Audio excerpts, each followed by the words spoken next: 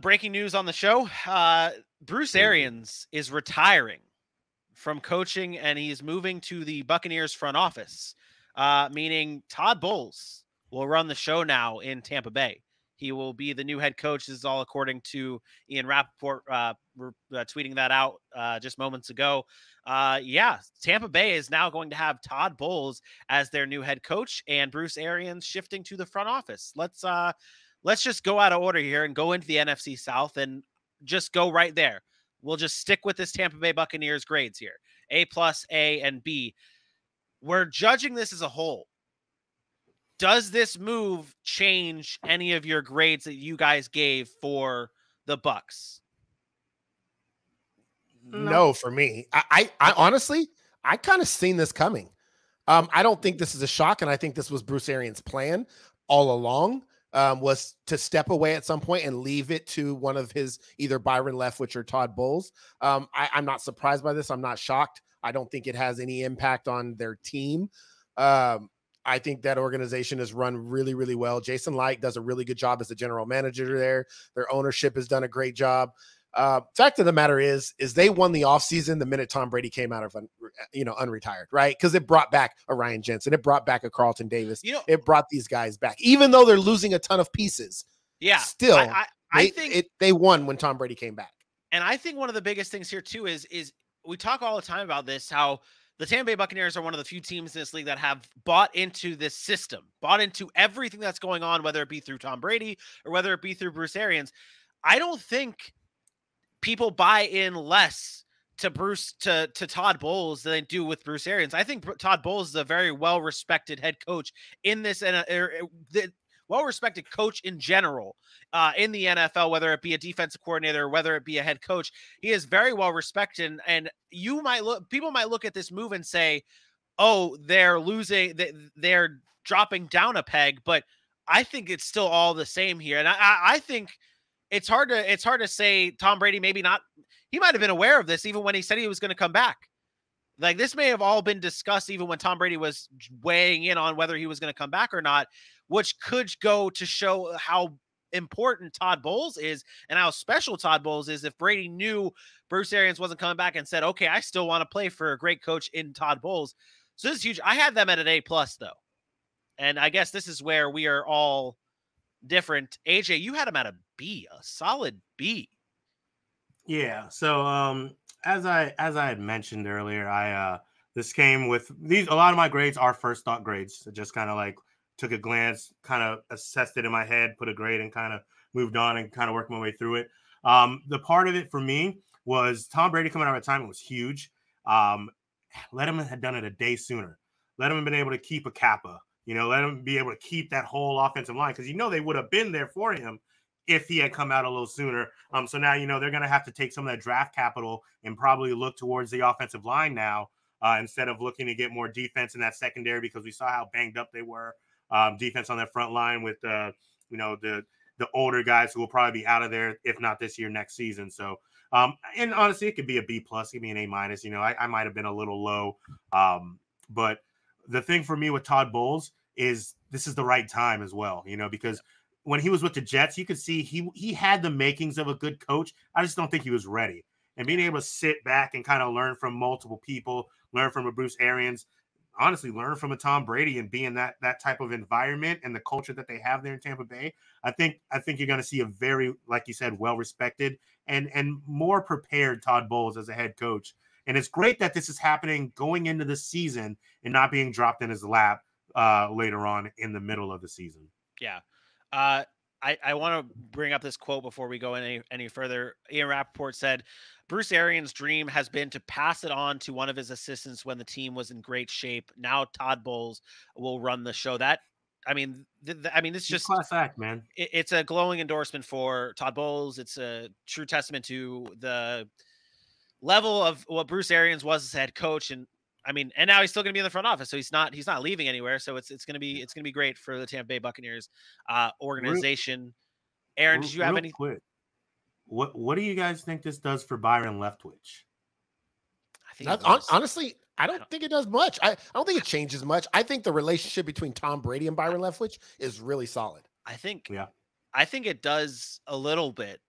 but not in the way that you might think. I think this does for Byron Leftwich. Maybe he wants to stay and be maybe a Josh McDaniels to a Bill Belichick. Maybe Byron Leftwich wants to be the go-to. What this? If you don't say, you don't say it. But if you do, it's all good. We got you. I was gonna, maybe he just wants to be that guy who helps lead this great offense into the future and wants to be the, I don't want to say side. I don't want to say sidekick, but why would you want to go away from Tom Brady? Like, as an offensive coordinator with that stature, he can coach offense as long as Tom Brady plays. Yeah. And then he can decide to go be a head coach somewhere if he wants to. I don't think this changes Byron Leftwich's trajectory as far as coaching career or path he's really on. He had some looks this year, but I don't think that was a right fit for him. And I think he'll be fine. Yeah. He's young. Yeah. Agreed. Yep. Agreed. Let's finish off these NFC South here real quick. AJ, buddy, there's something. See what happened. There's something glaring here. You guys are you're just a homer, man. No. All right. So what happened here? Go ahead. You can put us all on the screen. We know what you're talking about. Hold on. Let me for our audio listeners who don't understand what's happening because they can't see the graphic. AJ, I guess audio. If you're listening to this on audio, I feel bad because I didn't even go through all the grades, which I probably should. AJ has given the Atlanta Falcons a C, while myself and Aaron have given them a big fat F. AJ, explain yourself. So if everyone could take a second and look at their keyboards, C and D and F are real close to each other. And, I think when I was putting my fingers down, I think I just missed the button. Oh, so you're retreating. Okay. So as you said earlier, or as I said earlier, I didn't give many people A+. I also didn't really give anybody Fs. The fact of the matter with the Atlanta Falcons is this is the second year in a row that they were pretty strapped for cash. They just took a $45 million cap hit by trading away Matt Ryan, and they were able to do some small things. Auden Tate will finally get a chance to show that he's a good football player, not a great football player, not a number one. Losing Russell Gage was huge. I understand that as well. Losing Foye Oluokun, I think that's huge. We'll talk about that when we get to the AFC South. So let's get to the part where they got a C, though, and not an F. Right? So I'm like, they lost this guy. They lost Matt Ryan.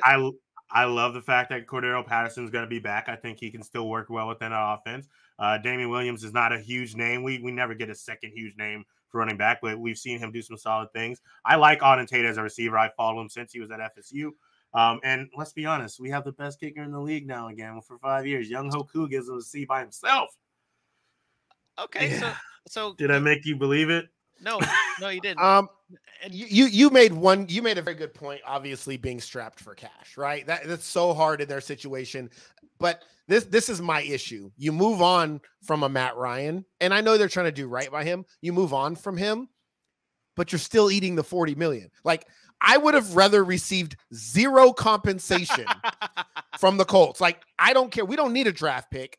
Just take some of the salary, right? So you can free up that space. And they didn't get any of that done. That's part of the reason why guys like Amari Cooper and them were let go or traded. The other teams were taking on the cap hit. I would have liked to see that. I also didn't like the loss of a Russell Gage. Bigger, there were things outside of even Atlanta's franchise's control. Calvin Ridley being suspended a year hurts. Losing guys like Oluokun and Dante Fowler. They just didn't add anything. Marcus Mariota is a cool little ad to kind of be a stopgap. I could not give them a grade, which is why they got an F, because they didn't do literally anything. I got a question for you, though. Because you and I both gave them Fs. If Atlanta drafts a quarterback in the first round this year, does it get bumped up? Depending on who, yeah, of course. When they start Kenny to Babyhands Pickett. When the draft is over, Vinny, of course these grades are going to look different. We are not talking about what is. We are talking about what is. Not necessarily, though. The Atlanta could have a shitty draft and it stay at an F. A shitty draft is only going to be us saying these players are not good. Okay. If they address the position, because they have so many holes. If they draft an offensive lineman, we're going to be like, great. If they draft a receiver, we're going to be like, great. If they draft a quarterback, we're going to be like, awesome. They draft a tight end, I'll quit. Need it. I will leave. Yeah. Unless they go draft 7 tight ends, then we're in trouble. But dial on. They'll be fine. It's just right now, it can't really give them a good grade because they haven't done anything. Yeah. Fair enough. I will say lastly, I think they rushed Marcus Mariota because they just freaked out that there's not many people left to go get. And like I said, I don't want to go into this season with Felipe Franks or AJ McCarron. Marcus Mariota has at least started at this level, has shown some flashes as a Raider, and I think can work pretty well. So I don't think he's like, yeah, we got a quarterback, but it's better than us going. If we went in with Felipe, he'll be fine. He's a good stopgap. Yeah. So for the rest of our NFC South, Aaron and myself gave the Saints a C. AJ was generous and gave them a B-. And then it was for the Carolina Panthers a C+, a C, and a B-. Anything jump out to you, gentlemen, or you want to move on? Good to move on. Good to move on. Teams were kind of, whatever.